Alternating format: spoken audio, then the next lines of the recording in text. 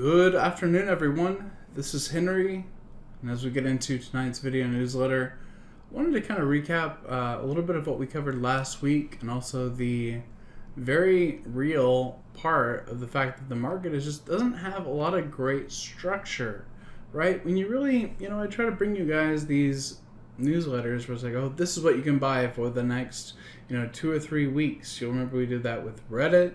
We did that with DoorDash. There were a lot of good things out there that really set up in great squeezes and had some excellent bullish moves. Well, that is not the market that we have right now. So as you think about, essentially to me it's more day trading, but also if you do want to look for structure, this is what you're looking for. So again, remember we talked about gold and how GLD was a very technical bullish setup. There are so many things that make this really a great chart to look at, beginning with this abandonment, right? Think about how that candle, everyone that was bearish is going to be stuck. Everyone that was bullish from here has a really great entry. So the candlestick starts to form part of our thought process.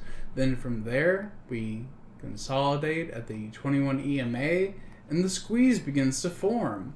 When the squeeze fires, this is great directional movement, right? I think this is a big part of understanding that when it goes bid, when it sells off into that 21 EMA, that is where you want to be getting into the position.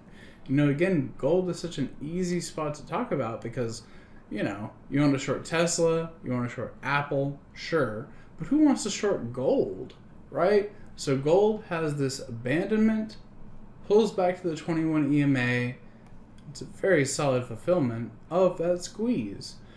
So that's that's what we're looking for. And there's just not, the Mag 7s do not have that setup right now. The only other thing that I'm watching, and I actually have some positions in right now, is right here through Lemonade. So, may or may not regret this one. We'll see. Price action has been incredibly tight.